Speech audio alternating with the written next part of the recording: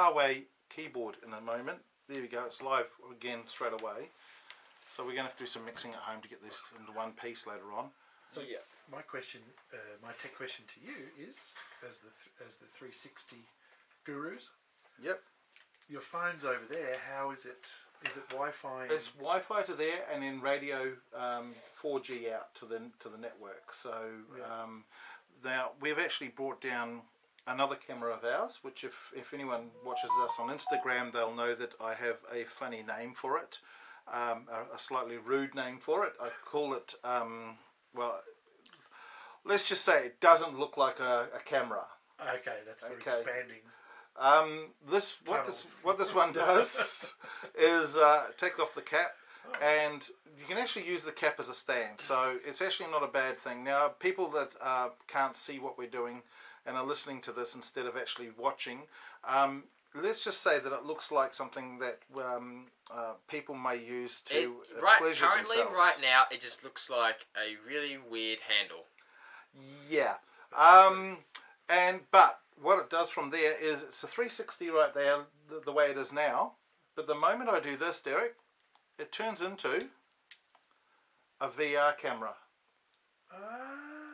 So it goes from a 360 camera, so it sees everything, into a VR camera mode with two lenses on the front, so around about the distance of a set of eyes. Okay. And VR being virtual reality. VR being virtual reality, yes. So it comes with a stand in itself. But we actually used this the other day with the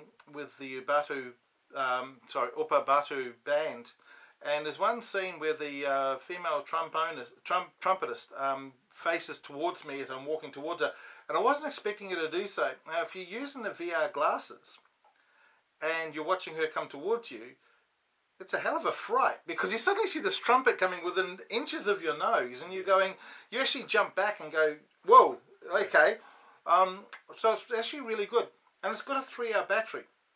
Jeez. So it'll do anything we want it to do, plus some. And I have tested it. It does last 3 hours. Bicycle races. Absolutely. Oh yeah.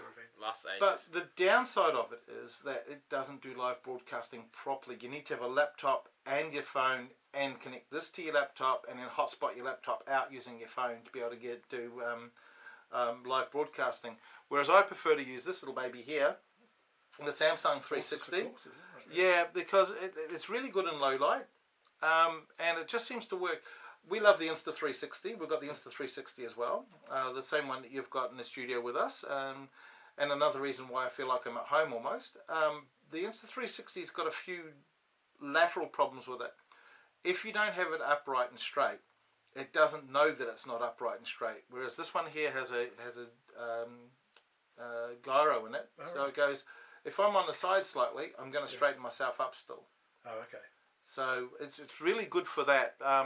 And the downside of the Samsung is finding them now, because if we thought yesterday that we'd lost it, and I was absolutely freaking out, going, I've lost my camera, I've dropped it in my pocket somewhere, it's gone. Where am I going to get another one? Because Samsung don't make them anymore. They probably won't make them again, and they're that good. But they must be getting ready to come out with something new then. Oh, I hope so. The Insta360 stuff is incredible, but it does have its limitations, and one of those limitations is for street view. And as you know, today we're going to do some street view photos for you before we leave. And the trouble with street view with the Insta360 is if you don't have the pole straight, and we're using a 3-meter pole today, if we don't have that pole dead straight, the Insta doesn't know that it's not dead straight. 3-meter pole? A 3-meter pole. It's a carbon pole. Yeah. It is. Well, the reason we're going to use that today is because we're going to do 4 shots low. Yeah. And by low we mean about 1.8 meters high, which is much longer than a standard selfie stick anyway. Yeah. And then we can extend it out to 3 meters and actually hold it above our heads and go another 2 meters above and get a really broad shot. And we want to do that there. Not so much for the 360, but so that you've got something that looks almost like a drone shot. Okay. So it's something you can actually use to really help people. Yeah, it is. It's a faux drone. We actually call our Insta360 the faux drone. Yeah. We do actually call it our fakie.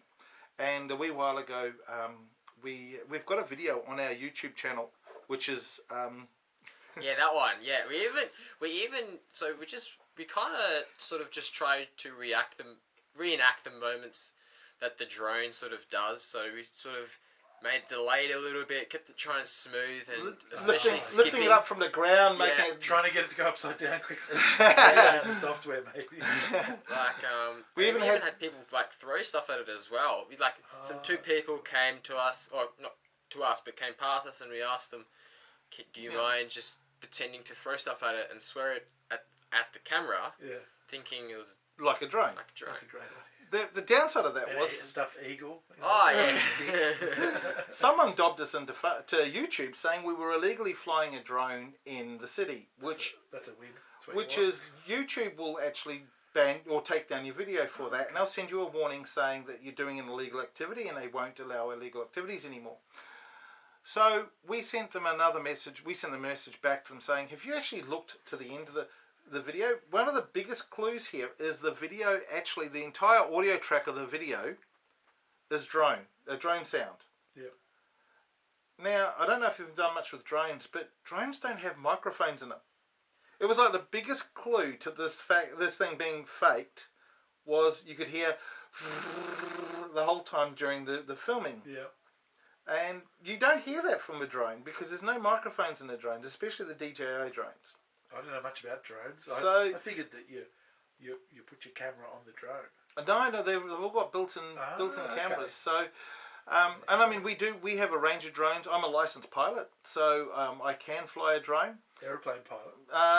Basically, Drone it's pilot. Almost what it is. It's a drone pilot, and I mean, a lot of the drone pilots will turn around and go, "You're not a pilot. You're a drone enthusiast that has a license." Well, it is called a drone license. Yeah. So you end up having a drone license. You end up having to, when you fly it, you have to make sure you've got clearance and everything. But they actually took our video down with over 10,000 views, 150 new subscribers, and hundreds of new likes. Yeah. And they took it down and they reset it back to 0. So when they put it back up again, it's got nothing on it. Yeah. It looks like and of course we lost all our views and everything from our history. So now we have to get those views back, and we'll never get it again because the people who've seen that video have already seen it. They're not going to come back and do it again. Start each video with a reflected shot showing the camera on a stick. So this is actually the 3-meter pole here. Now, obviously, for those who aren't watching, you can't see this, but this is the 3-meter pole here. Just stick out your arms, as long as you can, and then do it again, and you get a figure of how big it is. Really? Wow, that's one step. Yeah, actually feel that before I pull it out. Just feel that. Oh, it's lighter than my... It'd be lighter than your standard selfie stick. Yeah, absolutely. 2 segments. 3 segments. I have to be careful not to hit the mirror ball in here. Yes. There we go.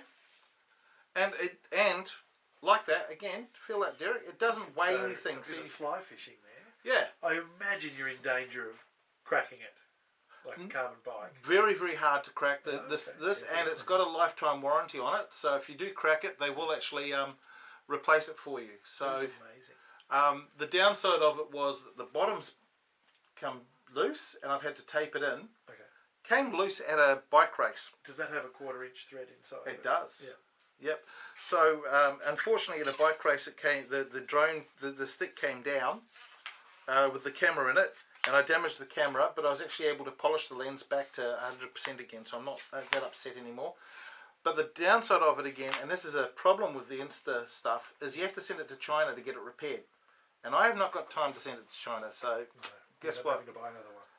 Either buying another one, or at the moment it's all repaired. A couple hours just polishing and having a Dremel and Dremeled the scratch out of it, and then polished it for ages with windshield polish. You know the stuff they use to polish your windshield to get it in your lens on your car to get it nice and clean. You've got the product. I guess you've got it for next time. Absolutely, yeah. So I've got I came to the realisation that these things are 360 cameras are so exposed because those lenses have to be the furthest thing in the front. Absolutely. There's no way around it. I guess. Sometime when you come past, I'll give you a 3D shield Derek. So let me know sometime when you're coming past, and I'll 3D print you a 3D shield. It sits on top of your Insta360, and it's ideal for inside recording because you will actually see a little bit of a poke out on the top. Yeah. But if the camera falls down on the desk or anything, it actually gets hit. It actually hits a little lip, so you don't risk damaging your lens. And to me, I care less about what's above the camera than what's than the camera lens itself. Yeah. What I was thinking, here's one we prepared earlier. Yeah, Derek's just got his 360 his Insta360. I was considering something anyway, a little umbrella. Yeah, so that there's not the white ceiling. It's boring, and it's and there's more to happen on this ceiling that's going to be about sound acoustic engineering. But there's a tip with that you can actually use, and it's putting it upside down and then using a logo to cover it, because they're designed to ignore things below them. Yeah. So that's how you get the invisible selfie sticks. Even a 3 meter long stick is an invisible selfie stick, so you don't actually see it unless it's bent in the wind. Unless it's bending in the wind, yeah, exactly.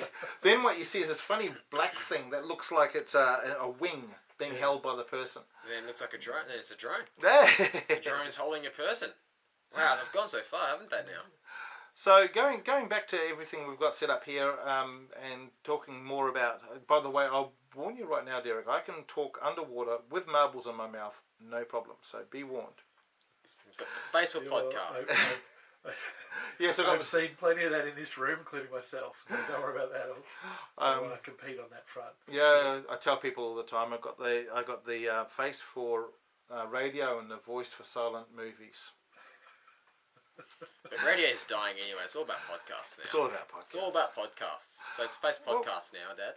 Yeah, true. Well, while we're talking about this, though, we're looking at... I'm just checking all the time. As long as that's flashing, we're broadcasting, so I'm happy about that. Yep. To looking at your screen at the moment, and... Oh, look at that. He's going to turn it around for us. And what we can see there is our levels and everything, so we can see... TJ, say something? Those dogs over there in the painting are really cool. So, as you can see, TJ hasn't been saying much, and you know, I've been doing all the bloody talking as normal on mic too, I think. I'm just enjoying the conversation.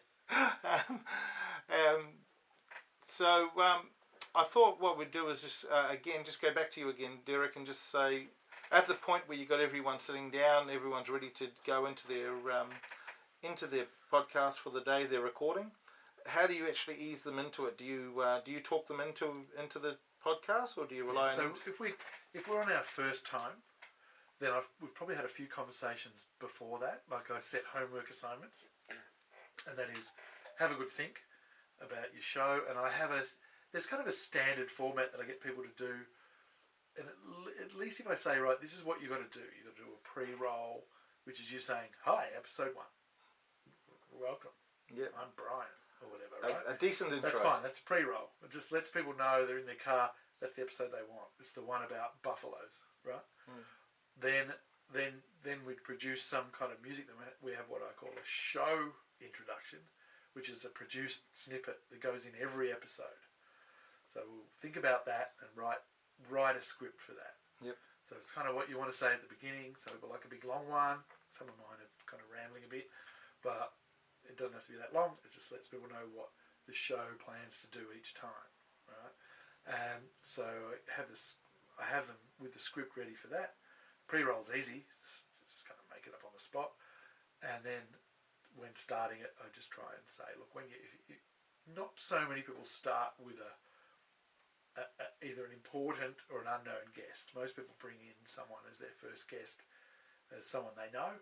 Yep. Or they know is a broadcaster or something like that to help carry them through. I know I did. Someone they find interesting. Really well. Yeah. That they also know will help them through that. Yeah. And so I say, all right, you don't have to get carried away with scripts or prep, but just start by introducing them, because you can I see it all the time. It will just roll into a big nervous conversation, and it's great content, but it's really hard to go. All right, now.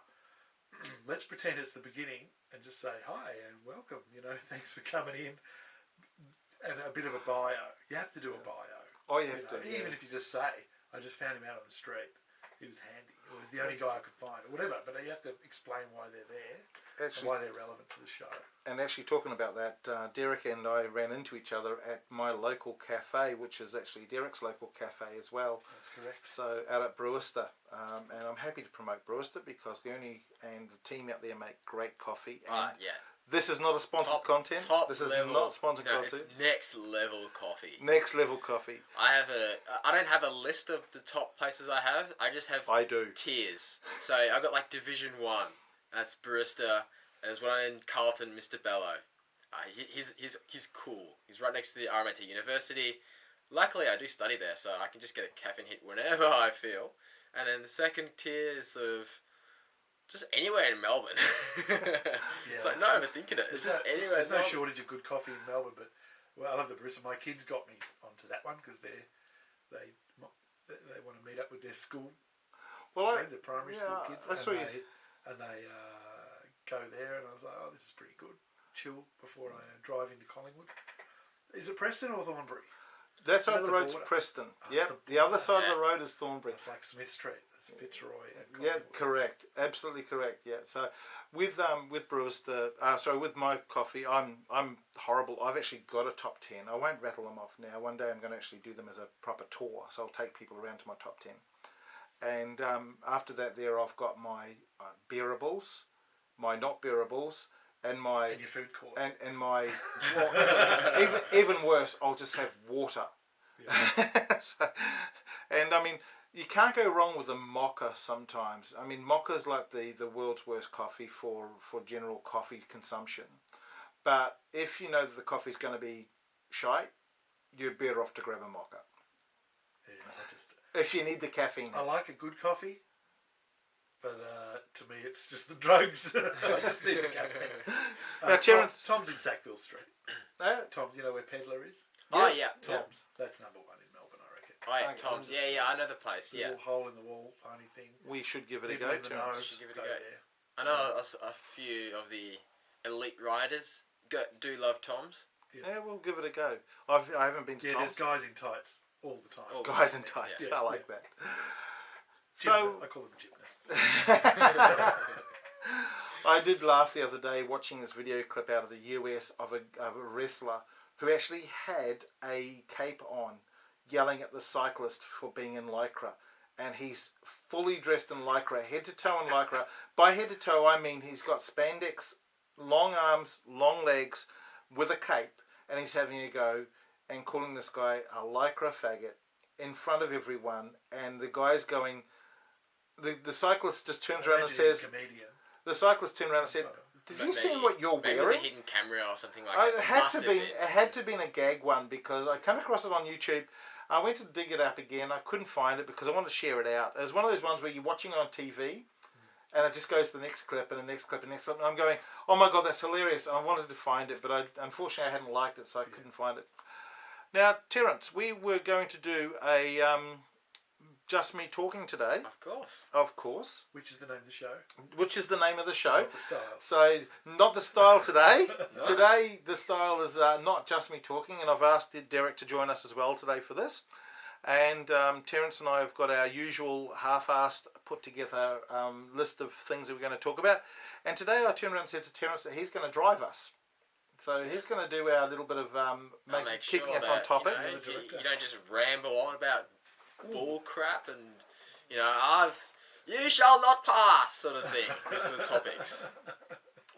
So we thought we'd rattle off a few topics and go through things. So Terence, if you want to bring that up and actually start the camera as well. The camera as well. Yep. So we've got our usual camera now. We have got the audio, of course, coming through from this recording. Yeah, I'll be able to just slip you those files. Yep, and we'll just line it up with the audio we capture off the camera. So we're going to have decent audio for a change. You'll have lovely audio. Oh my God, Yeah. the public will love. This is all the about. public will love. Oh my God. Are we all in the camera? We are all in the shot. Excellent. And you've got the GoPro. You've got the DJI Osmo. Don't let anyone know that I called it a GoPro Osmo for God's sakes. DJI will have me for that. And considering I work closely with DJI, I better be careful. I just said it in the bloody video, mate. Come on. So, And it's live too, and we're still broadcasting live. Your fault. No one else to blame but yourself. Oh well. Well, you know, if DJI don't know that we're using GoPros as well, then you know they've got a long way to go. It's a consumer fight, mate. That's just business right there. So we'll go do the standard introduction. So everyone, welcome today to Just Me Talking. Oh, look at this! We're even on camera over this side as well. He's got the camera up. Oh my god! Do you want me to grab it? I'll go for it if you like. Yeah, that'd be fine. I'll do the intro again. There we go. He's used the Stream Deck and he's recording on. What are you using for recording on that? Yes. Oh, nice. Okay. Yes, I'm running from my mixer. I'm actually running just a headphone out. Oh wow. Into the front of the computer, so it's picking up an analog but beautiful mix down. Yep. With all compression and everything, but then in analog. So it's kind of a compromise. I use the Stream Deck with XSplit. Yep. And voice mod. Yep. And my laptop is not fast enough to do voice mod and XSplit at the same time. Oh. So I have to decide what one I'm going to do and then decide whether I'm going to record using the Canon or using the computer. Uh-huh. But, you know, I'm not in a hurry to upgrade our computer just yet. But, yeah, it would be nice to be able to use XSplit and voice mod at the same time. Oh, it's brilliant. So, Terence, what topics have we got on for today? Well, so we'll just do that introduction again now that we're on recording on both sides. So welcome everywhere. to Just Me Talking today, and it's not just me talking.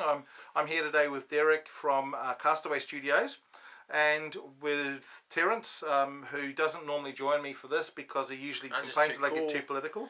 Just too cool for you, man. Too cool.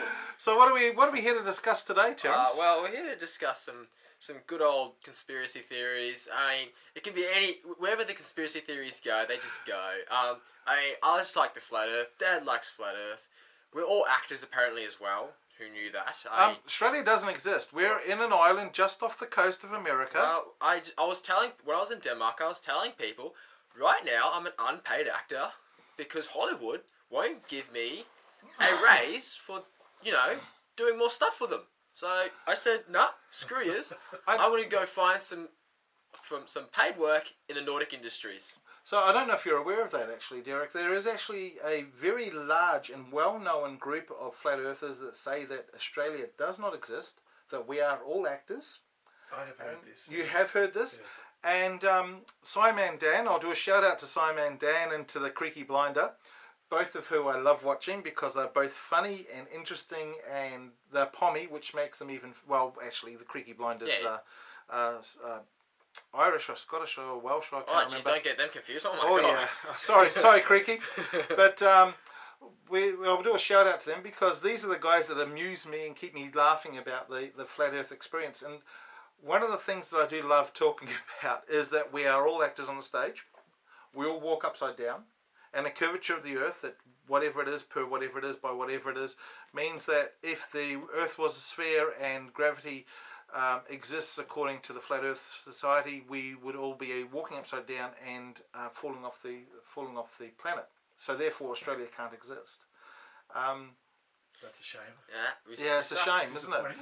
Anyway, what else we got? We got some Vertigo talk as well. Well, we'll get onto the Vertigo a bit later on. That's actually a very serious topic. I'm just rattling off what we're talking about. Yep. Got some cool things about roundabouts that Dad was wanting to talk about. Then we got some talks about the media. Not just us, but Channel 9, Channel 10, that sort of broadcast media sort of thing. Shock jocks as well. Then I'll just rattle off some things that I've learned about from school, from uni, about the Australian cinema. It's one of my classes. Specifically all about Australian cinema. Then we'll slowly move into what's happening on the channel, what we're doing now, what we're going to do next, and then we'll see how big Dad of a legend is, how big Dad... Anyway, Dad's a legend and figured out that there was a bug in the Ronin. So he was the one who sorted that out. And then we'll have a look about... Well, found it. I didn't fix it. I just found it. Of course he didn't fix it. Come on. I said legend, not God. Anyway, he's a legend for finding it. Sends it off for Ronin to fix it, or the DJI to fix it. So it's all working good again.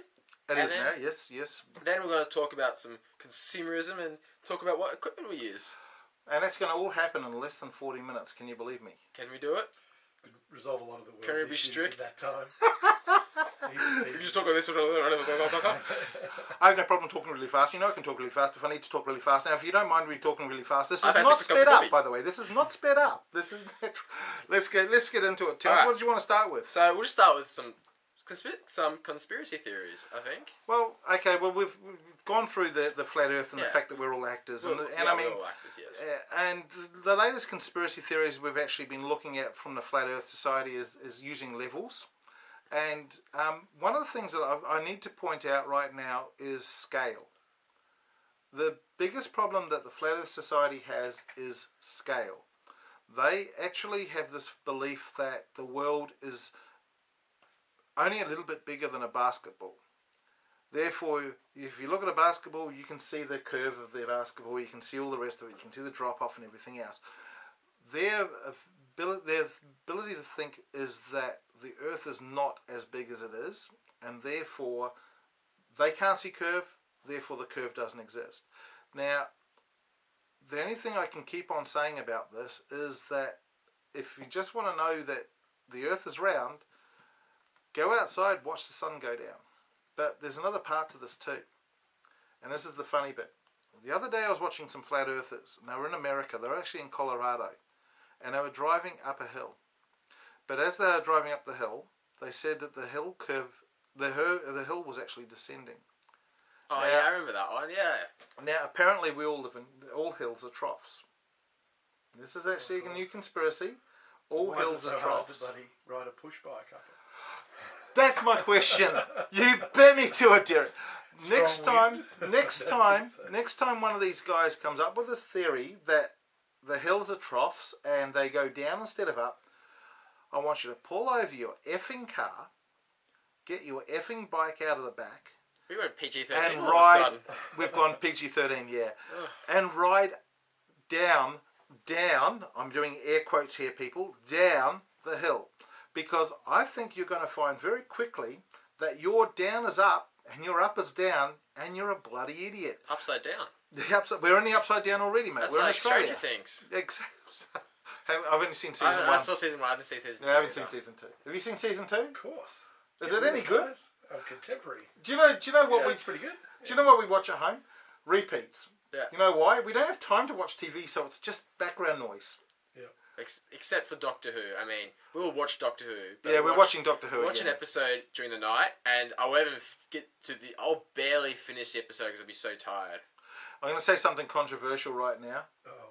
We did not and do not have the last season of Doctor Who, but we have all the Dan was about reboots. to ask you where it was up to, because I like to think I- I'm reasonably up to date with Doctor Who. I've heard a rumour that the new season of Doctor Who, I can't remember her name, what's her name again? Ah. The new Doctor.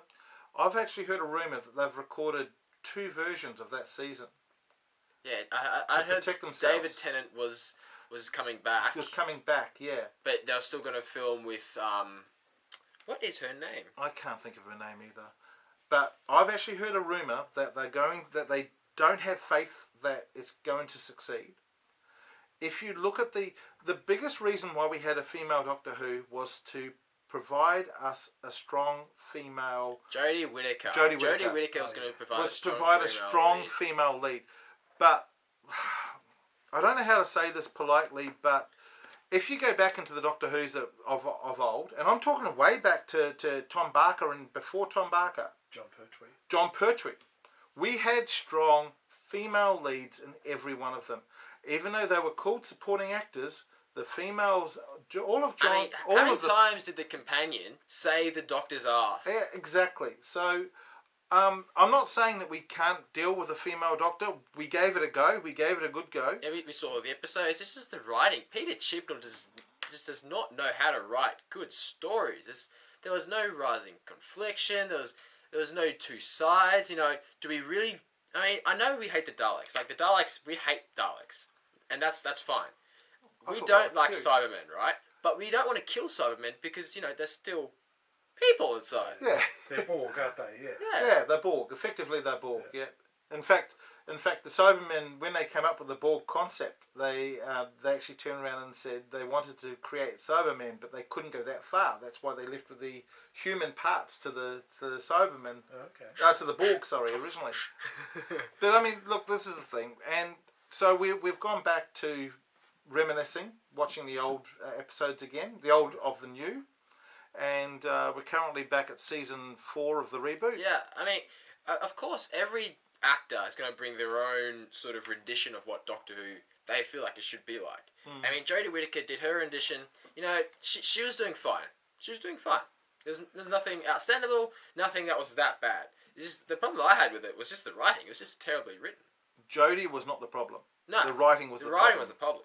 Having a female lead not a problem. No, was not a problem. No, of course not. Because the Doctor, we know that he's just... He regenerates. It doesn't matter what he or she... Hey. It doesn't matter what body. One day he might come as a Dalek. Well, we know the Master came back. We know the Master came back as Missy. Yes. So Missy was the Master, and didn't even change her name completely. She was known as Missy during the episode, and we found out she was Missy the Master, and there was nothing wrong with that. It's not Jodie's fault that she's got shit writing, and I can only hope that they can actually fix this in the next episode, next season, because I really love Doctor Who, but I'm a traditionalist Doctor Who. I want to see story, I want to see conflict, I want to see resolution, and more than anything, I want to hear the Doctor say, "Run!" You know, that did not happen. Not once did Jodie say, "Run." They have to get rid of her saying, "Come on, let's go, fam." No. Yeah. So anyway, I do have a Doctor Who question. Sorry. Go for it. Yeah. Of course. Because it came up the other day in a conversation when I said, "Who's your Doctor?" Ooh. My Doctor is John Pertwee, and rolling into my time, I guess, when you discover Doctor Who when you're a kid or an adult or whatever, it's whoever is the Doctor. So I pretty much, when I started watching it, I'm pretty sure is when Pertwee turned into Tom Baker. Yeah. And it was like a bit dramatic for me as a 6-year-old or whatever it was. Like, what the fuck's happening here? So, my doctor was Tom Baker. For sure, Tom that Baker. Makes sense. If you're 47. He 49. Yeah. So Tom Baker is my favourite doctor. I love the scarf. I had one of those scarves so long. My mum knitted it for me so long I'd trip over it all the time because I wanted it as long as Tom Baker's. I learned to knit.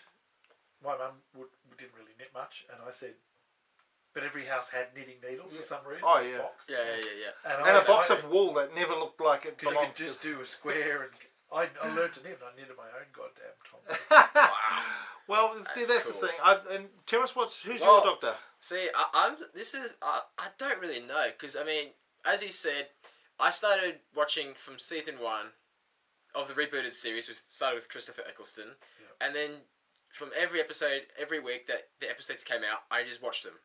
And after seeing it all the way up to Peter Capaldi, now Peter Capaldi's good one, not quite.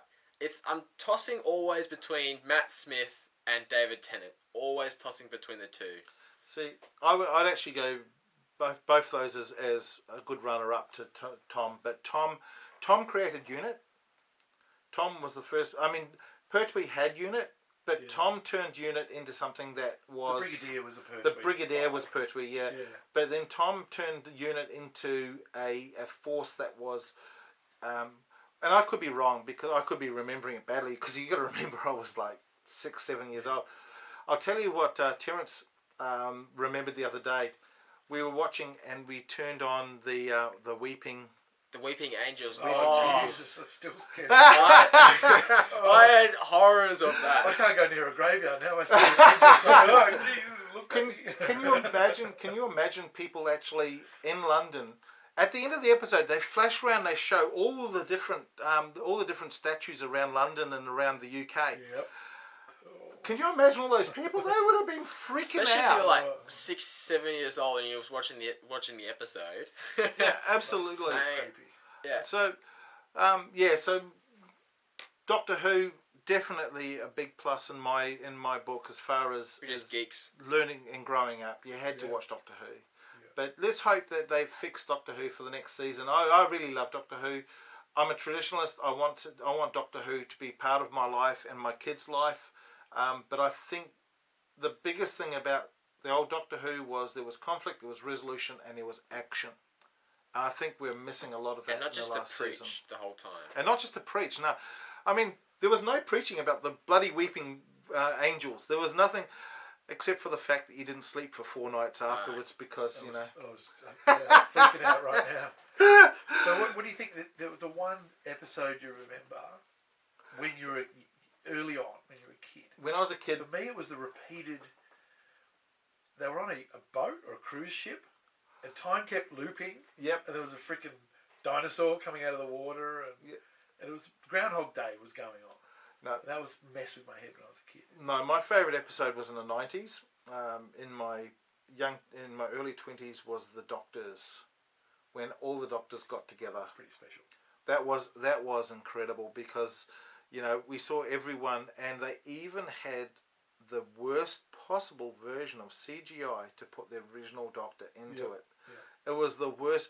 Terence, I can't explain to you how bad the CGI was. It was up there with Princess Leia. Yeah, it was Obi-Wan. It was overlapping. It was overlaying the black and whites of the original Doctor.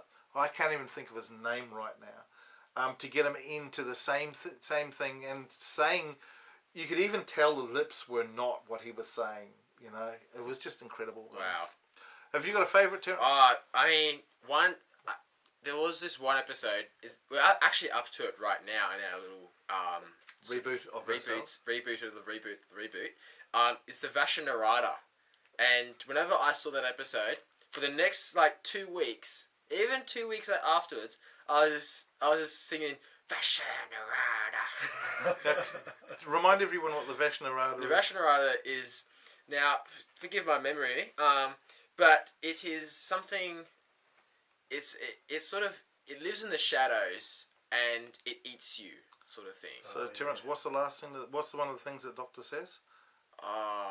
Don't go into the shadows. Don't go into the shadows. So that's another weeping angel scenario thing where for days after Terence went to bed with the light on. Fair enough too. We'd go and turn the light off, and you'd wake up during the night and turn the light back on. What's next on the list there? The next thing, it's Vertigo. Vertigo. Well, let's have a quick chat about Vertigo. Look, I think I told you the other day I've been diagnosed, Derek, with vertigo. Yeah.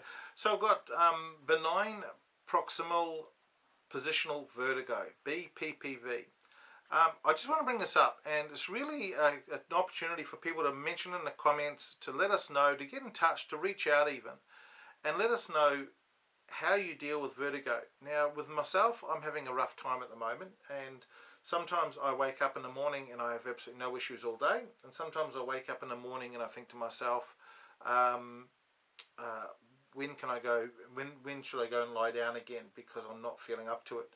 It's not like some people have turned around and said to me, "Oh, you've got like chronic fatigue." No, I've got all the energy in the world. I just can't use it. And I really feel that I'd like to know from other people what they do to deal with vertigo and how they handle it. It's something that I can't even explain how deliberating it is. It's just, it gets to the stage where you just don't want to do anything by moving around too much, but you want to do something. So, repeats a Big Bang Theory. Yeah, well, the first thing that comes to my mind is I've only in the last few years even understood what vertigo is because a friend of mine has it. So before that, I thought it was fear of heights. Yeah, that's a lot of people do. Yeah. That's actually the actual word for fear of heights is acrophobia. Yeah, acrophobia is a fear of heights. It's when you go up the top of the Empire State Building, you look out over the edge, you suddenly go, whoa. Now, acrophobia is your fear of heights. Yes. The sensation you get is vertigo. Right. So vertigo is a sensation of the whole world moving, spinning around you, or you spinning inside your world. But either way, it's an imbalance in the air. Yeah. Now, I just want to let everyone know that I'm not suffering like I'm going to die tomorrow. I'm not actually in a stage where I can't do things. And I'm certainly not, mentally I'm not suffering like a major issue. But what it does mean is that feeling of nausea, the feeling of floating, does happen. And that means that you're sort of left with taking some drugs, some really good drugs out there to take, and they're addictive, so you've got to be careful. And my doctor knows that I don't like taking drugs in the first place, so I'm lucky in that respect that I can actually get those drugs. But the feeling that I get, and I can tell you right now that today at 9:30 and this morning I was editing a video, and I was editing it one eye open. Now this isn't a Tom Cruise thing. It's not both eyes closed, or It is a case that I was sitting here with one eye, then the other eye, then the other eye, because having both eyes open was actually giving me a dizzy feeling watching the screen. Yep. But I would not stop working on this video because I want to get it up. So it's not a case that it stops me at this stage. But there are people out there that do suffer, and I do want you to reach out and let us know what you're doing and how you're dealing with it. It's a serious issue, and it's something that seems to be going on at the moment. I can tell you the best research I've done, and I don't believe in Dr. Google. Yeah, I had some Dr. Google the other day, and I realised I need a new liver. So. Well, I done some Dr. Google the other day. 3 clicks later, I was clinically dead. So where did this vertigo doctor take you? Well, it took me to the Mayo Clinic in the US, and the Mayo Clinic's reasonably trustworthy, I think. And it also took me to a Wikipedia page that's got a lot of references. And I don't have a problem with the Wikipedia as long as it's got reputable references.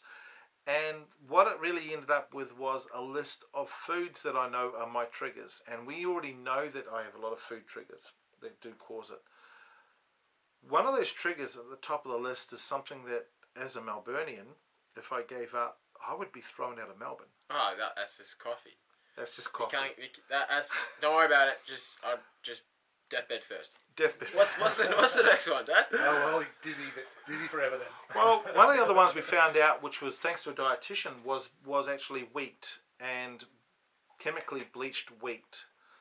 Which means that I can eat the cheap Chinese bread that you get from Coles and Woolworths, but if I go out and eat some nice bread like Abbott's bread, no, not a sponsored ad, I can't eat it. I get dizzy and I feel shit. Hang on, from the posh bread? From the posh bread. The Australian-made posh bread using Australian-made wheat, because the wheat is chemically bleached.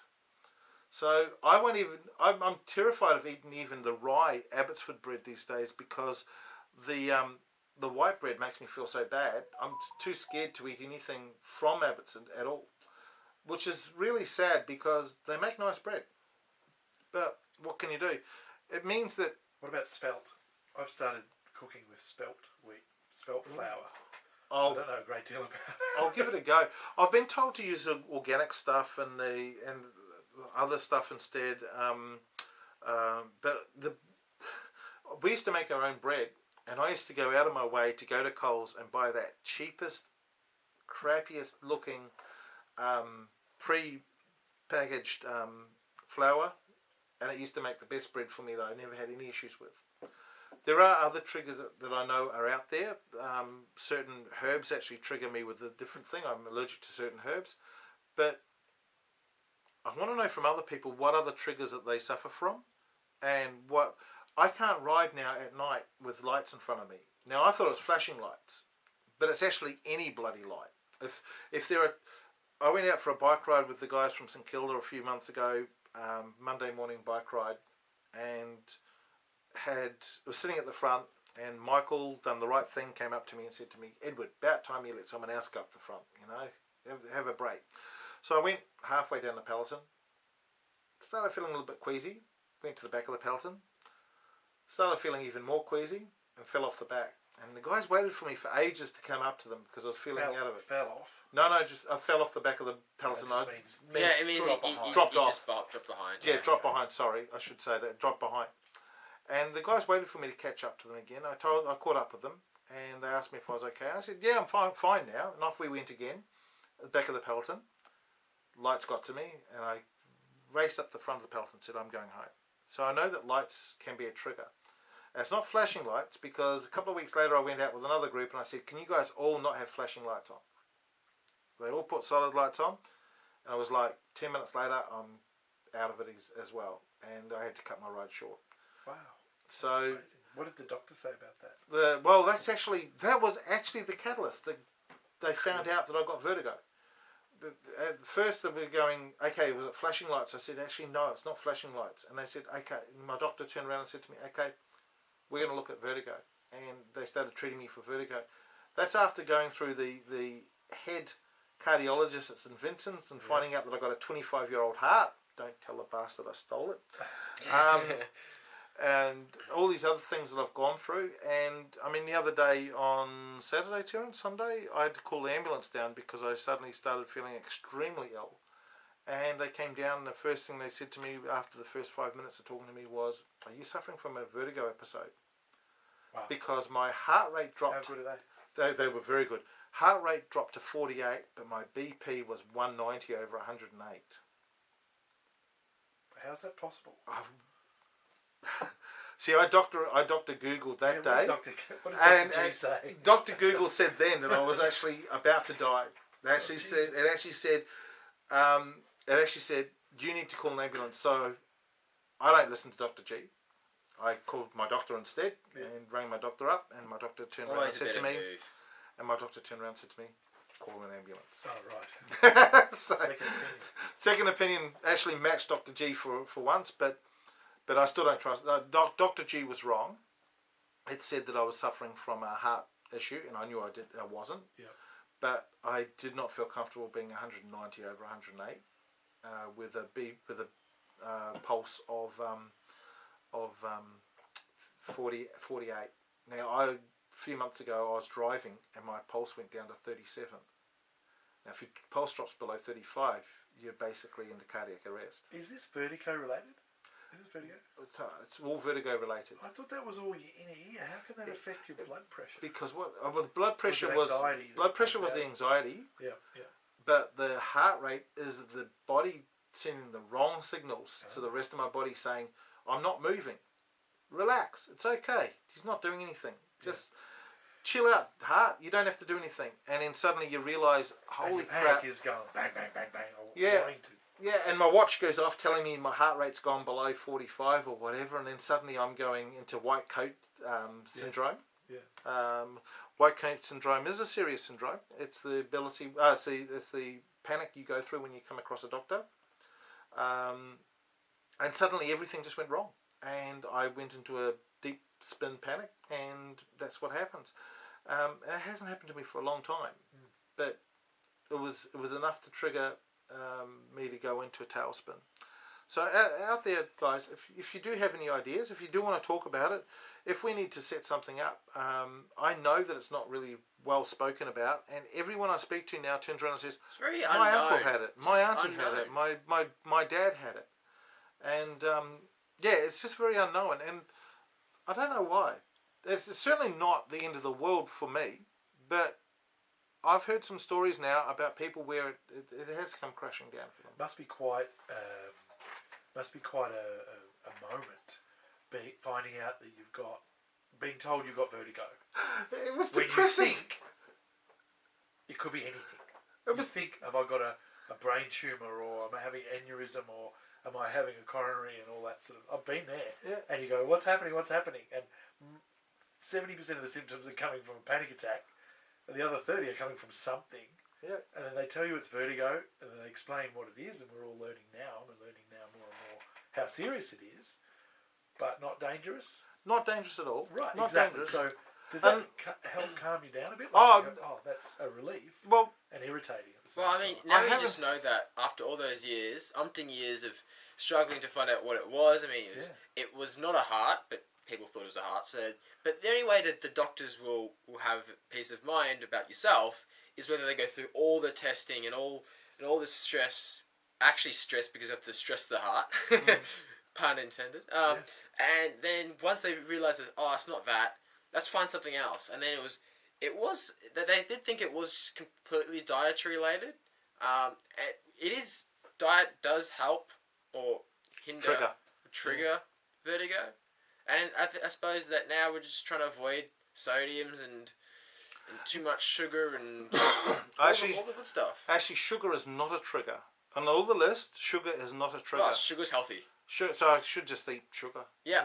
Go on, just follow that Adelaide cyclist who's on YouTube and just loves just putting sugar and stuff. The scary thing is the sort of things that is a trigger is your coffee, your salt, your the chemically altered, and I'm not talking about genetically altered. I'm talking about chemically altered food. I don't have a problem with GMO, but I do have problems with the way that we deal with the chemicals. So, and that seems to be the biggest triggers for me. And once we sort that out, and even now that I know what the triggers are, I do feel better. I don't panic as much. But we need to really resolve those into a long-term solution. And you better check, Terence, to make sure that camera is, because we've just gone past 30 minutes, so that camera might have actually stopped. Let's have a look. So, worst comes to worst, we can do linear. No, we're all right, because I can get a linear shot from this. Yeah. I've got a bit of that too. Also, I've got the Canon M50. Yes, we've got the Canon M50 with us as well. I love that guy. And it just rolls over and just drops another 30 minutes, one after the other. Oh, our one stops. Oh, shit. I wonder. Just kept it rocks on. Was it still working? No. It is recording now. Definitely recording now. Okay. But did it stop? I'm not sure. I just pressed the button again and then. Off it went. I think maybe just the monitor went off. Yeah, I think the monitor just went off. Yeah. Okay. So I think we've talked enough about vertigo. I know that I don't like talking about it too much, but I think it's something that we should be talking about in the public. Like that. Yeah. If I'm going, oh God, is this it? I breathe in for 3 seconds, hold for 1, breathe out for 4. You see, and 5 minutes later, all I've got left is the actual symptoms of what's wrong, whether I haven't had enough sugar or whatever it is, and I haven't got the other ones, which is the panic attack kind of vibe. See, I can't do that with vertigo. Back it down. No, not to take away the vertigo. No, all the associated fears. But the biggest problem I have is I used to calm down during the symptoms. Yeah. And after I learnt what it wasn't, after I'd learnt, we hadn't actually diagnosed it yet, but we knew that I was panicking, which was making it worse. So I'd calm down and calm down and calm down and calm down, and then my heart rate would go boom, boom. Suddenly I knew that I'd actually calmed down too much and my body was sending the wrong signals, and then I'd have to get up and start walking around. And one of the jobs I was working at, which was over in Richmond, and the guys used to look after me pretty well over there, and I didn't know that it was vertigo in those days. We had sort of thought it was a heart condition problem in those days. And I'd say, Edward, don't go for a walk, sit down and lie down somewhere. And of course that would have been the worst thing for me to do back then, because it could have actually caused my heart to go too low. But luckily, one of the guys I used to work with, Raymond, used to say, "Oh, right, come on, let's go for a walk," and we'd go for a walk, and it would come good. Wow. So let's have a discussion about it someday, people. Let's get someone in that knows about vertigo and actually have a talk about it sometime. What else we got on this? Next is roundabouts. I'm not quite sure what roundabout. it was. We were talking about roundabouts earlier today. Okay, that's what it's in relation to. I was in the car and said, we're talking about roundabouts. I'm like, okay, I'll write down roundabouts. Actually, one of the guys, and I'm going to look up his name right now because although I keep on thinking it's Ben, but it wasn't Ben that brought this up. This is a counsellor over in Perth. Reese Harley. There you go. I didn't even have to look up my phone again. Reese Harley brought up the fact they're going to put in a new roundabout, and he said that they're ideal for pedestrians and cyclists. And the biggest trigger today was what Derek said to me about roundabouts, actually. What did Derek say to me about roundabouts today? He turned around and said, when cars stop for me at a roundabout, what did you say you do? What does my head in for me, and I've got little kids, right? I'm trying to teach little kids how to not get killed by cars on the road. It's part of my job, right? So as a dad, as a dad, but it absolutely blows my mind that a car approaching a roundabout when we're waiting to cross the road will kindly. It's not the kindness that blows my mind. Will stop and go, come on, and wave to my children to cross the road. But they're not referring to the other lane of cars coming the other way. Yeah. So my kids could, if I wasn't there, that first few times before I ranted at them about never do it. If that person is directing the kids to cross the road, go on, I'm very kind, I'm letting you through, then the kids could go, cool, that grown-up has given me indication that I'm cool and they want me to go. So if they run across the road, then another car coming the other way comes around the corner, bam. It just fucking blows my mind how people could think, I know, I'm gonna wave kids to cross the road right in front of me. So every time I go and I put my hand up like a beginner copper in the city, you know, when you see city, and I put my hand up and I go, no, you, and I point straight up, I go, you drive. Yep. And I hold my hands in front of out like that, like some kind of. Remember Flying High? Like the guy. Yes. This kind of thing, and you have to be when you're directing. Where are the toilets? Over there. Yeah. Boom. Yes. When you've got to make your intentions completely and utterly clear, and after I've made it clear, I turn my head away from the driver, so they can't keep going. No, you go. And I say, wait here, kids, and I wait till they drive on. Because it's fucking absolutely the worst, deadliest thing you could do, is to guide kids to run across the road. Now, for those that aren't aware, the law states in Australia that cars only, or vehicles, have right-of-way at roundabouts. In fact, motorised vehicles have right-of-way. Even bikes are secondary. Push bikes are secondary at roundabouts. So, what we usually say to cyclists when they enter a roundabout is take the lane. Do the best they can to take the lane. Make sure they're in the centre of the lane going through a single lane roundabout. But what Derek's saying is absolutely 100% spot on. If a child is going to, or if an adult stops to let children go across, please encourage your kids to wait. Hold them back, because that lovely driver may not be aware that they're actually potentially causing a crash from the other direction.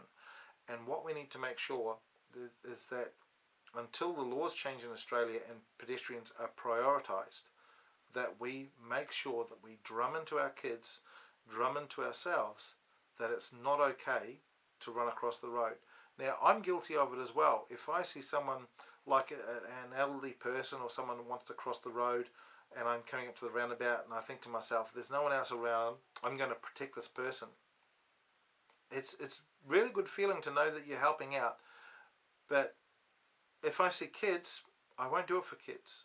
I'll do it for the elderly, I'll do it for someone that may be infirm, or even someone that's got 100 shopping bags, but that's because they're going to look after themselves when they get past that halfway point. But kids are not like that, are they, Derek? They're going to run straight across. That doesn't seem to Kay. It doesn't. I mean, we don't mean to say, or when you're driving, just speed right through. We're saying, still slow down at a speed where you don't, not going to hit them still. But if you had an opportunity to give them way, maybe not give them way. Now, it is also important to know if you drive and you don't ride a bike, or even if you do ride a bike and you don't know the laws. It is illegal to overtake another vehicle inside a roundabout. Now, bikes are vehicles. So, serious point in touch here. We need to point out that you cannot overtake a bicycle in a single lane roundabout once you've entered the roundabout. And you enter the roundabout the moment you hit the median strip, the median barrier, not actually at the circular thing in the middle of the road. So if a bike's in front of you, let the bike go. If the bike doesn't take the lane, that's their issue, not yours, but they are already in right of way if they're in front of you. So let them go. It's really simple. We're talking about human lives here. It's really simple just to let them go through and just let them finish their job. They're going somewhere just as important as you are, and they're just as important as anyone else. So if you see kids on the side of the road, think twice before you pull over and stop to let them go across. Even if you can see the roads clear ahead of you, it teaches them the wrong thing. They're going to start, one day they're going to see a car slowing down and they're going to think, oh, this person's going to let us go. And they're going to run across the road and you just don't know what's going to happen. So always bear in mind, especially with kids, younger people, people that are distracted, the law states that you're supposed to go through the roundabout and the pedestrians go last. Until that law changes in Australia, and I hope one day it does. let's just keep in mind that we need to stay inside the law and go through that roundabout. At the same time, if there's a bike in front of you, anyone else in front of you, let's make sure that we don't hinder them, and let's make sure everyone shares the road safely. So that's my PSA today. Hey, I've got a on that topic, a question or a statement or Go for it, a grudge or a grudge. or a Just cry a for help. Just a ramble, we'll call it. When you've got I find there's a few roundabouts around the traps now that have got a bicycle lane. That's an extension. It's a bicycle lane on the road. It goes through. And it goes through the roundabout or around the roundabout. Yep. Right. My call is for cars to don't be dickheads. Right. To be more dramatic than you. Do exactly what Ed says. But I want to also put something out, and this is a dialogue that really needs to happen. As a cyclist at heart and a two-wheel, as a Vespa rider, primarily, that's how I see myself, even when I'm doing a couple of years without it. I beg cyclists who aren't aware of driving larger vehicles to not enter the roundabout going, well, there's a lane for me and a lane for that van or that truck. Cool, I can jump in there because that's my lane. It is not to be treated. You're taking your life. I don't know what the legal is, but I'd say you're taking your life into your own hands. Going, cool. I don't have to give way to the truck that's coming around the roundabout because I've got my own lane and he's got his lane. That truck is trying to turn a very tight corner, and it's just your own life. Well, whether it's your right or not, don't die. I say this to kids every day. We're crossing a road. Even though you've got a green man going, dat, she's cool to go, just look. Yeah. Don't die. Don't assume. Just because of your rights. Yeah, exactly. You know what I mean? Yeah. Just because you're right, you've got the right doesn't mean you want to die doing it. Yeah. Well, let's go through and look at the legal ramifications and our recommendation under the Australian Cycle Alliance. Yep. The law states that even if you've got a bike lane, if a car enters behind you and they are allowed to overtake you in this stage because you've got a bike lane in the roundabout, if they're turning left, they have right of way regardless of you. So you're going to get cut off by the car if they're going to turn out of that roundabout before you turn out of the roundabout. So we always say, as the Australian Cycle Alliance, take the lane and ignore the bike lane, because those bike lanes are deadly, and we know how many crashes have happened, especially up in Cairns. There's one that so many bikes, it's a 5-way roundabout, and bikes have got their own little green paint, and green paint is not force field protected. Yep. And the cars come round, and the cars decide to turn left, and the bikes are going in the bike lane, and suddenly there's conflict. All I can say is that to anyone that's designing a road, if you design a roundabout like that, I'm gonna actually drop the F-bomb for probably the first or second time. You're a fucking idiot, because if you're going to do a roundabout with green paint, no one's going to be able to follow and understand the road rules on it. And even when they do the road rules as best they can, someone's going to fail. And I'm not going to say someone's going to fail soon, because there have been deaths on these roundabouts. There's been a lot of injuries on these roundabouts. And Derek, you're right. People don't know, and it's a dialogue that we can explain 1,000 times over, but riders go, I didn't know that he was turning left, and they probably didn't. And a driver goes, but I've got right of way. Well, you have got right of way, doesn't mean you should have taken someone else's right. Because Queenslanders, they indicate to leave a roundabout. Correct, yes. We don't. No. We don't, I don't think, do we even indicate to go into one? We're supposed to indicate to turn right. Yeah. Or to do a U-turn in a roundabout, bearing in mind that in Victoria, I think it's still illegal to do a U-turn in a roundabout. Is that right? Yeah. No, it was legal. No, you can. It's now legal? Yeah, you can. Yeah. I know it was. You can't do the full Griswolds? Yeah, the old Griswolds. No, we had this. This is deja vu. No, I had a look. You're right. I think there's still some states where you can't do a full roundabout, but as long as you don't drift, it's all good. No drifting in roundabouts, people. Unless the roundabout's got the state capital, the country's capital in the middle. Oh no! Even Canberra, don't do any drifting around roundabouts. Believe me, you'll have the AFP chasing you.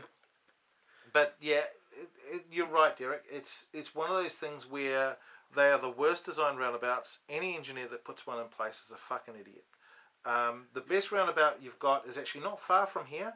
You've got a brand new roundabout that they put in where they recessed the roundabout for the cyclists about 2-3 metres back from the actual roundabout itself, and the cyclist has right of way, as do the pedestrians at that one.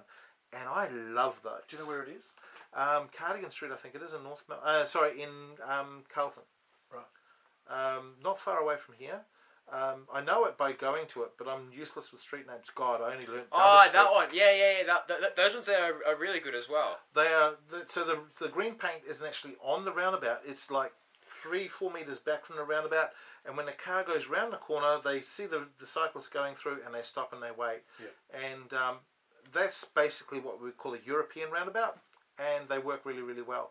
Do you know what they're doing in UK right now? They're eliminating the roundabouts and going free for all. What? They've Giving found a bit of Hanoi. bit of Hanoi, yeah.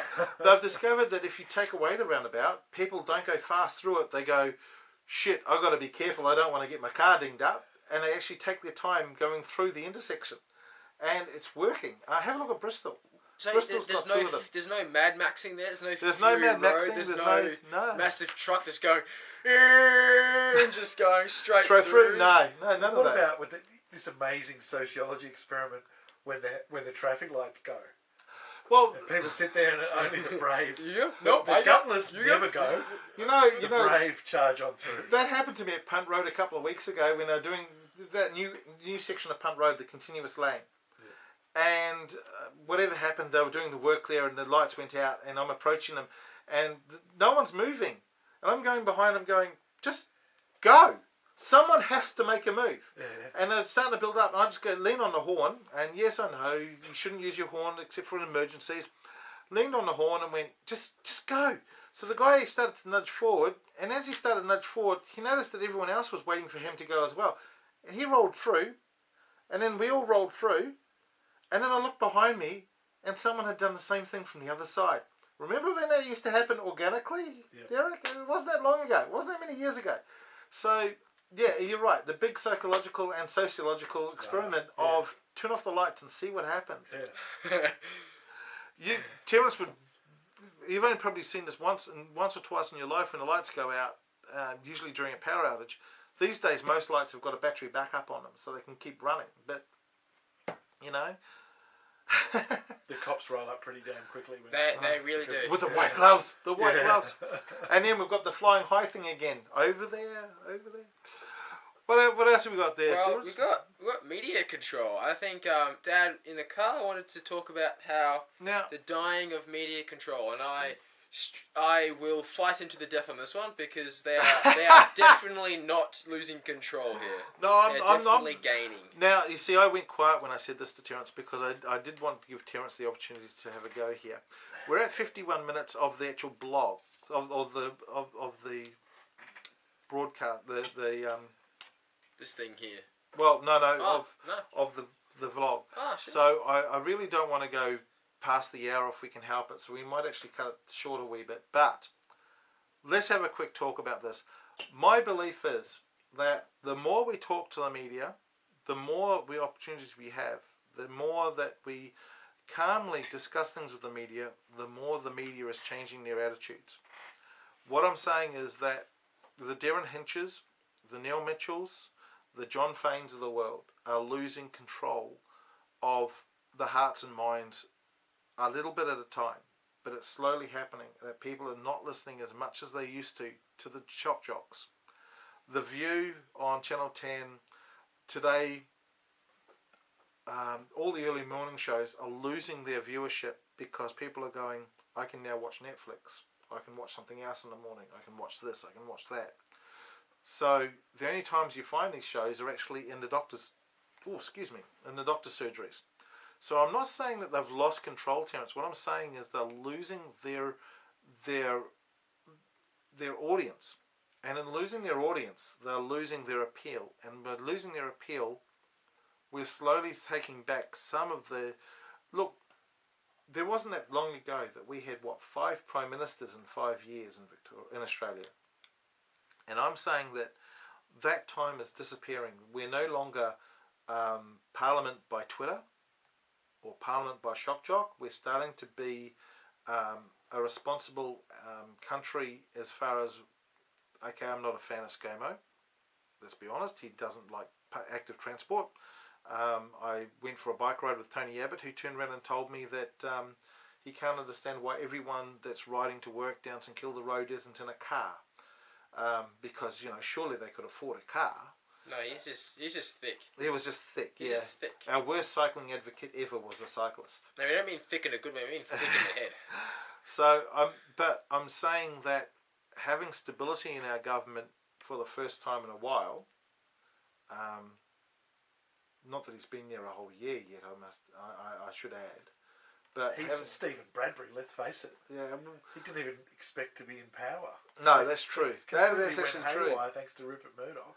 So even Murdoch gave up on him before that election. Well, that's true, and I mean, Labor lost the unlosable election, and sorry guys, I don't follow any political party. I follow who's going to look after me best. And this last election, I thought that Labor would look after me best, and the election before that, I thought the Greens would.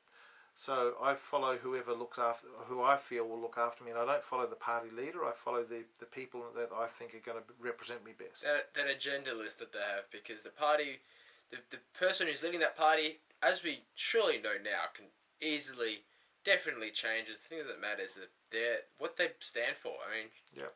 So basically, what we're saying here is.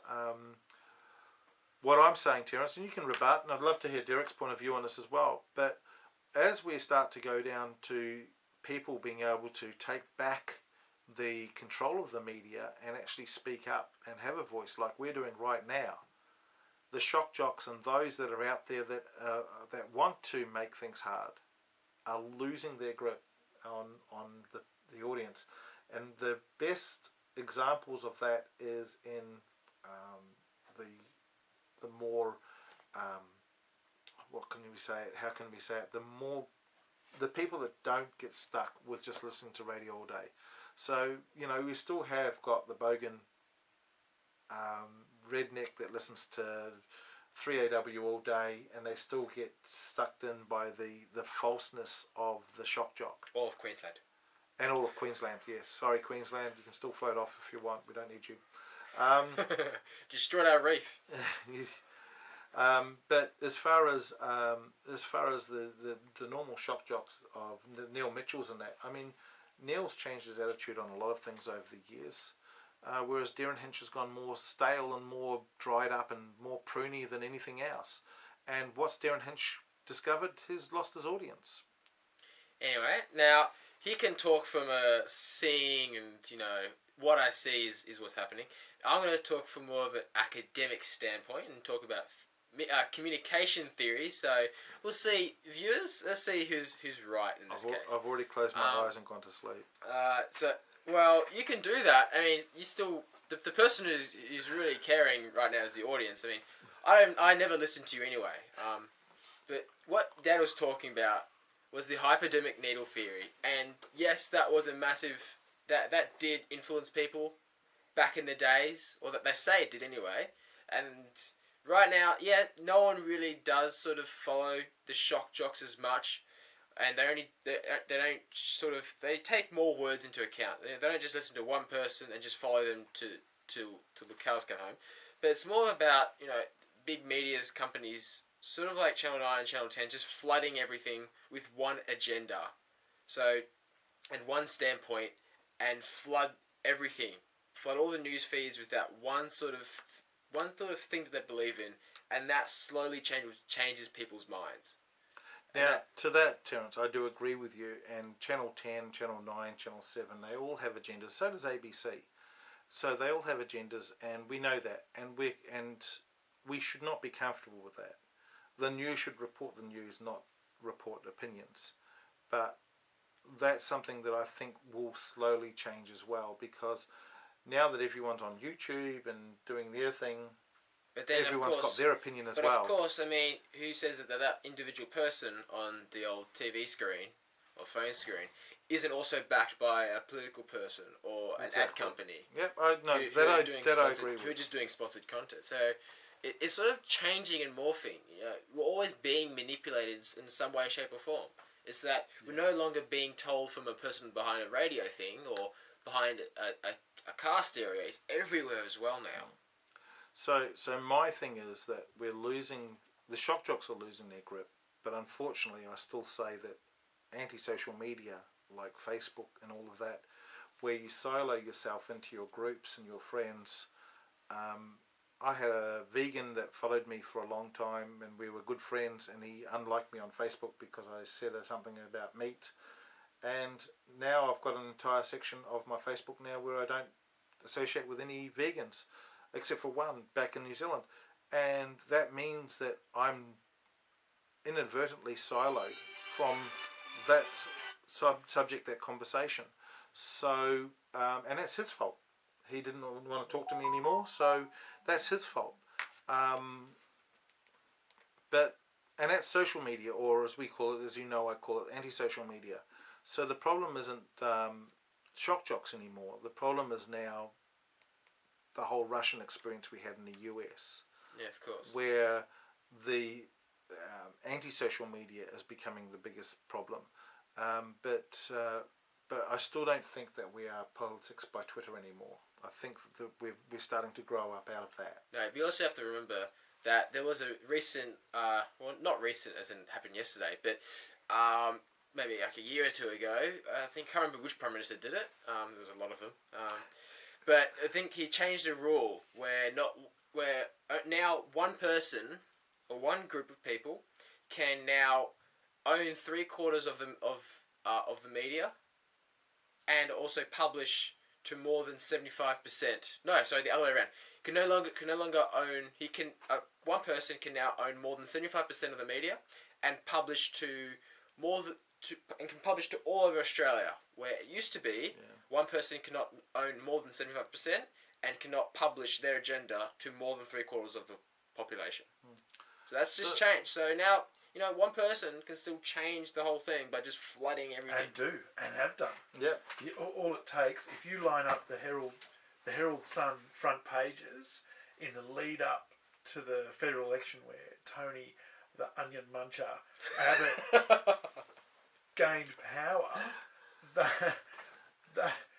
it made me nearly vomit on the spot when I saw that all in a row, because it was just disgusting. And from then on, it was like, well, this war has to come out of the intellectualizing discussions and stuff like that. And if someone says, I work for the Herald Sun, they're part of the problem. Yeah. Dramatic, yes, you are part of the problem. You're not. I'm not going to go so far as saying I just worked in the guard tower at a fucking prison camp or something like that. But you are part of the problem, because you've got to stand up and say, I'm not being part of this organisation.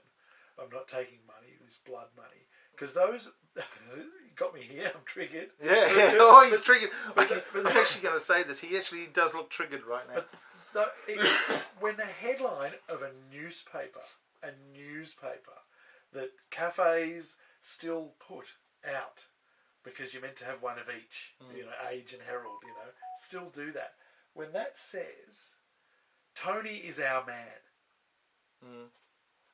This is a guy who's in an election campaign from one side. It says, Tony is our man.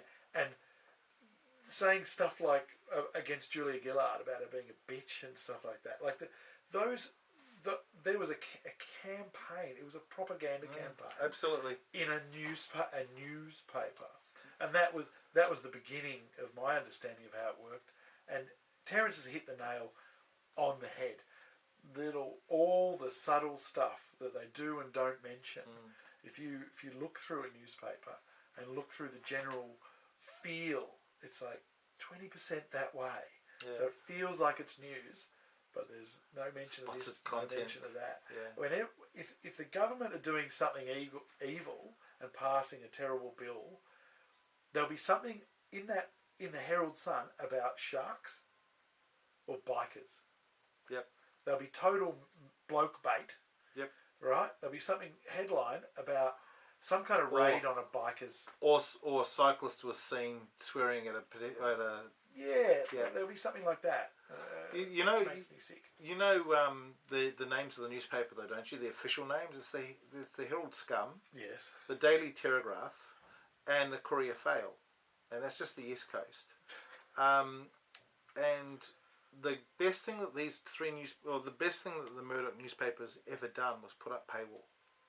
Okay, I'm going to say thank you right now to Murdoch for putting up paywall, because so much of your moronic, stupid-assed, blind followers of that you have that follow your newspapers without actually doing any research at all can't get to your news articles anymore. Thank you for that. And you just made them slightly more poor every single day. Exactly, and you're making the country smarter every day by not letting people read your stupid-ass, moronic articles that don't go anywhere. There's also the Advertiser in Adelaide, I think it is. It's part of the Murdoch group as well, which is the Adfalia. He owns a lot now. He owns a lot. Yeah. But as it goes, I think that as the journey goes on, we do have it within us to change things with podcasting and various independent media and stuff like that, and social media and people getting together and whatnot. But there's not enough time. Yeah. That's a gradual change. Oh yeah, these guys are controlling. Takes decades for massive changes to happen in the Exactly. media. We don't have decades because primarily climate change. Yeah. That's like, it's not just. I mean, I used to say, we've got to do something because my kids won't get a tertiary education, because by the time these right wingers get in and have control for 10 years, we won't be able to afford it. It'll be like America, so they won't be able to go to uni, right? But now it's like, well, we're all doomed, really. And we'll just keep on covering it up. I have this horrible little saying that I have with that, and it's baby boomers created the problem through the Industrial Revolution, continuing into what it is now, or what it was, I should say.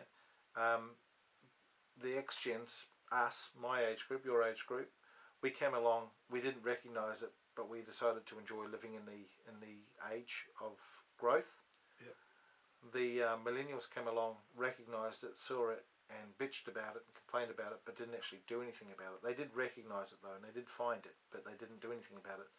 And we're leaving it up to kids my sons and your kids' age to actually solve it. The Gen Zs, the other ones that are going to actually have to figure this shit out. They're also going to cop up some new medical conditions, mental health conditions, climate anxiety.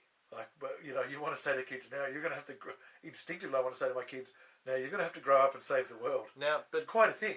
Don't forget, Derek, we grew up in a nuclear bomb. Yeah, but we didn't feel like we had to fix it. No, that's true. That's true. Yeah, it's going to happen. So we grew up thinking any day now we're going to get bombed, and we had no control over it. And now the Gen Zs are going, any day now or any time soon, we're going to lose our place as the head species on this planet. Yep. And what are we going to do about it? And they're going to go through that climate anxiety, absolutely 100%. But the X's, what we've got is a mistrust of the panic, because we grew up with all those bloody documentaries we grew up telling us about, who was that guy who predicted Nostradamus and all that. Oh. Even South Park, they told us we're going to die any minute. Yeah, even South Park got it wrong. South Park made an absolute joke out of Al Gore, Dad. Al Gore, yeah, and his Man Bear Pig. Of course, at the time when I saw it, I thought Man Bear Pig was just some sort of goofy, funny monster. But now, as we're watching the episode, he's talking about climate change. Yeah, and unfortunately, fortunately, South Park realised that they got it wrong 10 years later. Yeah. And took back on their episode and talked about it, and actually talked about it. And they use like what I found funny about the episode is that it's no longer haha, that's so dirty funny. It's more haha, more serious message funny. But what they'll say in the episode was that the whole climax of it, fighting between Man Bear Pig and even the devil made an appearance. The whole climax of it for the big fight face off was in a courtroom, which was hilarious because there's a massive fight scenes, all these drama, and then cut away, into a a little room with 2 lawyers. Now, Terence, we've gone way over time. So one last thing is pick one last thing. I think we could maybe just sign it off and just mention what I'll say next time. Maybe next time will be just us talking, which doesn't really make sense. I don't like I don't like just us talking. Maybe one of us. You're not joining my bloody playlist, mate. Well, I'm not letting you on my playlist. You've got your own bloody playlist. Yoko over here. Talking of this, we will actually talk about our playlist. We've got a brand new playlist now for Temple, Sonic Temple. So definitely go over and check out the Sonic Temple playlist. Terence is now doing a daily. Almost daily vlog. Whatever I'm filming, I film, and I'll try to get the. When I have enough to film an episode, I'll put it up. And I just thought I would just let you all know what we're currently using in our equipment, in our weapons these days. So we've got the M50 mirrorless Canon camera, absolutely love it, and Derek's got one as well. He's loving his one. We've got the Canon 80, which we still use as our primary video camera. For some reason, it just gives that little bit extra result, and I don't know what it is, whether it's the lenses or what it is, but it's a bloody good camera. Out of the rest of the arsenal, we've got 3 GoPro 7s. One of them is a Dusk. Now, let me tell you about the Dusk. If you want to get a camera that does an extra 6 minutes of recording time, buy the GoPro 7 Dusk. It does 6 more minutes, but that 6 minutes can be the difference between the end of the race. That last lap. That last lap. That last lap hurrah that you want to get on camera. Yeah, that's my phone beeping away like crazy. Yeah, I actually kind of feel like that film. I'll mention it later, but it's Ryan Reynolds and Denzel Washington that did a film. Yeah. Safe House. So we've got now for the 360 cameras, we've got 3 that we use now on a regular basis. We've still got the LD ones, would you believe? They still actually have their place on our list, but we don't really use them that much. Nowadays we're using the Samsung Gear 360 as our primary 360 camera when we do photo shoots, etc. Especially for Google Earth. We've got the Insta360, which we do for action, because it does have a much better frame rate for action. It does a great job. And we've got the Qualcomm from Candoa, which has got the VR and the 360 on it, and it's a brilliant camera for what it does. It does have a little bit of trouble in low light, even though it says it's got a low light filter on it. It does not. The primary cameras we have for sports is the Osmo action camera. Our primary drone these days is the Mavic Pro 2 and still the Mavic Air, which still actually holds its own. Our primary audio setup is we have the Rode pistol microphone, which we still use on our main camera, but we also now use the Rode Go for cordless, so we can mic people up, and check out Tiffany's interview for that. And was there anything else that we use primarily, Terence? Lots of tripods, lots of selfie sticks, lots of other bits and pieces, but the primary kit that we use these days is about getting us in and out. So you're still going to see us doing the hard-hitting, really fast, really rough stuff. One thing I will tell you though that's coming up soon is Michael Blackford has agreed, finally, yes, celebration time, to come out and do a graffiti photo shoot with us. And when we do that photo shoot, it's going to be a video vlog, and we're both going to produce it in our styles. Our style is a lot rougher than his. He will probably give us not only a new level of graffiti, he will probably do something like having map walking and everything else with his one. So I'm going to turn my phone off because I know who it is that's messaging me, and I haven't got time to deal with it right now. Sorry. I can't turn it off. I'm attached to the other camera. So what I would say is, if you do want to get in touch with us about what we use and how we use it, feel free to get in touch. We love doing collaborations, and that's why we've loved coming down here with Derek today. And Derek, we thank you again for inviting us down here. Been a hoot. And what we do want to see though is more comments and more people interacting with us. We really do enjoy it, and we do actually answer and respond to everyone at the moment because we're still small creators. And we'll we'll catch you again next time we do a vlog like this. Terence, you got anything else to add? Nah, just whatever you say to sign it off the videos. So We'll do that in a moment. We'll let Derek finish anything he wants to tell. Well, we will actually sign off the Just Me Talking. So I'll sign that off, and then we'll go back to how Derek does a closeout and everything else with people and all the rest of it. So you happy to go? Yeah, let's do that. Right. So everyone, just from me and from Terence and Derek today, thank you very much for listening in to us. And as I always say, stay informed. Now, Derek, we've stopped that bit. We're no longer doing that vlog. We're now actually back to you. Right. So, what do we do to close these out usually? How do you manage it? How do you deal with it? And what do you do for your customers? Okay, first of all, let me make sure before they get to leave that we've got all the recordings we need, so they don't have to come back for that show. Now, Right. I did notice that I'm not there anymore, so does that mean I have to record everything again? Just kidding, Derek. Yeah. Just kidding. Yeah, just that was a kidding. great rehearsal. I didn't know you were going to record. Yeah, so I'll keep the audio going. That's cool. I've got to make sure that everything's being got. So you do have to sometimes. Once people have done their show, they're in a completely different mind frame from when they started. They're loose. They've said what they want, but sometimes people want to just jump up and go, "Oh, I've run out of parking meter. I'm hungry," and they just want to just get a chip and just rack off. And I was like, just stop. Let's think. Have we got this? Have we got this? Have we done this? Do we need to have a listen? Do we need to check the files? And how are you going to, and I have to talk about how they plan on editing. Sometimes a lot of the time I produce the shows, so people just jump up and go, thanks, and then leave. And that's fine, it's my problem then, right? I'm the editor, I'm the producer. But sometimes people want to take away the files, and I have to absolutely make sure that I know how they're planning to edit it. Because my brand is associated with this. Like, I go, record it at Castaway Studios. Well, today it's no good if they go and put some crazy ass filters on there and it sounds diabolical. Then it's bad for my brand. Well, today we are doing all this Castaway Studios, and again, this isn't sponsored. We're actually doing this as a collaboration. So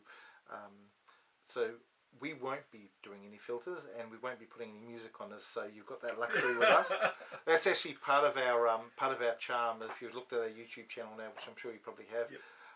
We do put music on certain parts, but when it's the talking stuff, we'll only put music at the start and the finish. And because this is primarily a 360 video today, yep. that ain't happening. Yep. I'm sure you'll be proudly putting your Castaway Studios thing on it, and we'll be putting a link in there to make sure that people can find you. So can you? I'm very new to the 360 game. It's a great tool for me as an add-on for people to record. To edit it, not to watch as 360, but to take different parts, get small. They even used it today because the people always forget to take photos of their clients. Always forget. When people do their podcast and they nick off, they go, "Oh no, I had Mick Jagger in the studio and I forgot to take a photo, a selfie, or a picture of him at the microphone." Yeah. And I'll go in and get the footage, and you can, with the 360, you've got them. Every move they make, you've got it. So you can get them smiling. Yeah. And I'll be watching you. Exactly. So the way if you catch them, if you only catch them talking, so if you're actually producing live with the OBS or whatever and recording that, then you don't get a nice smile that you can steal from a still shot. But if they're sitting there watching someone else and someone makes a gag, bam, you get that frame. You get the shot. It's not high res, but the old money shot. Yeah, with this today, the idea is that we'll be producing this as a 2D video as well. Yep. So that means we'll be using, and if we get your capture video you've got from there, plus the 360 in linear mode, and that's something that that was close. Using the 360 in linear mode means you have to encode it first and go through all that crap first. Now, as I said, I'm using Power Director, and Power Director is just upgraded to 19. and I love Power Director. I'd strongly recommend you give it a go and have a look at it. But the downside of Power Director is it doesn't support the 360 import at all. So you have to encode it first and then import it in, just like you'd normally do. When you say encode, do you mean run through, put the keyframes in Insta software? With the Insta, yeah, you just put it through the Insta software, and it turns it into basically a weird looking 16 by 9, which is actually 16 by 8 video file that when you import it in, it's 16 by 8 because you got 8 by 8 on one side and 8 by 8 on the other side to make it into a square, to a rectangle. And when you bring it into your file and then start using it, you can select the area that you want to view. Now, TJ is an expert using the 360s on Premiere, so by all means have a chat with him about it and see how he's doing it. And I'm sure he would love to help you out with that. But with us, with me, I usually pull the video in as encoded, ready to go, and then I slice and dice and mix up the images to make sure that I get something nice and smooth. Now, I don't think we'll be using the Canon 80D much for this today at all, and it'll probably be a little bit squished 1080p video because we'll probably be using the Samsung more than anything else. And we've got your cameras I'm pointing to there, but which doesn't see you. I've seen you deliberately keep that Sometimes out. my arm will go in it.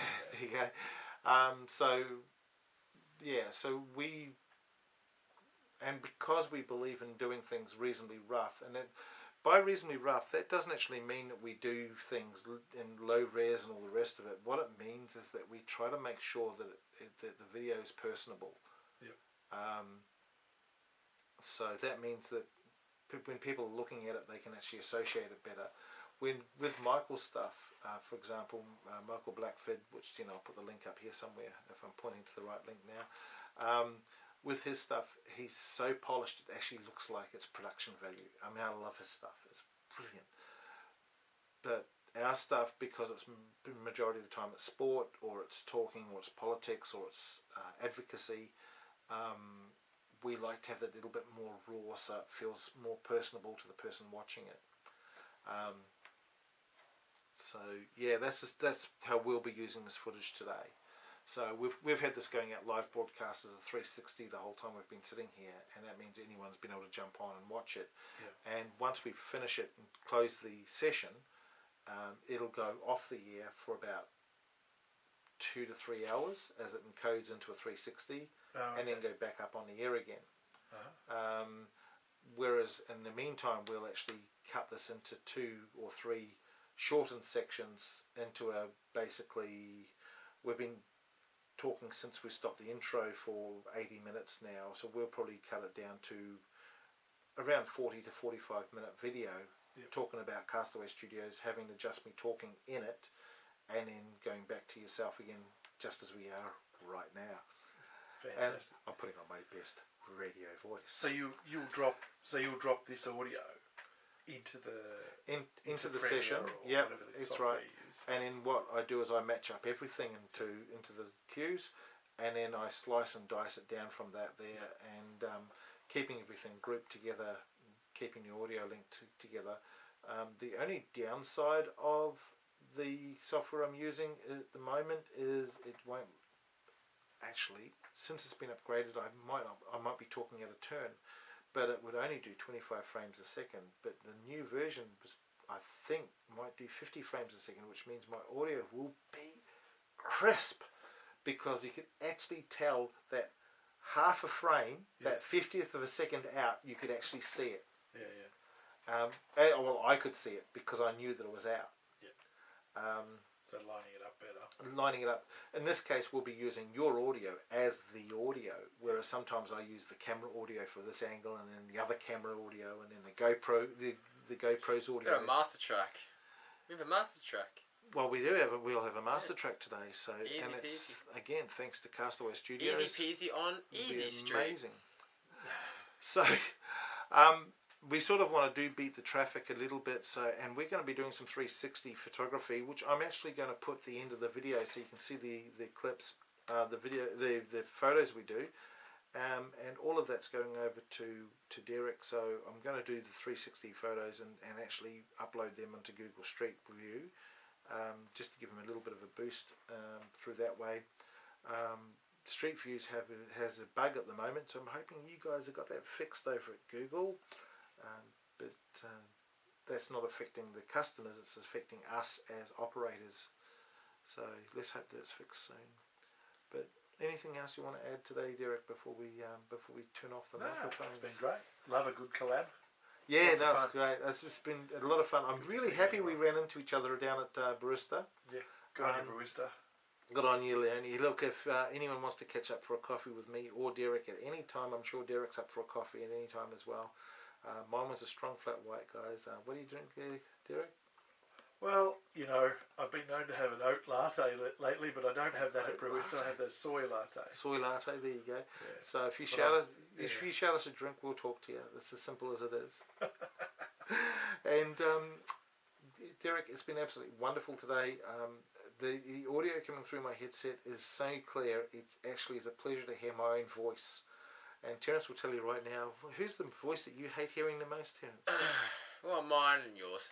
Oh, thanks. I thought it was just yours. No, it's yours too. It's annoying. It's like a drone. Little shit. It's like step one of the podcasting 101. Stop hating your own voice. Stop hating your own. Look, everybody.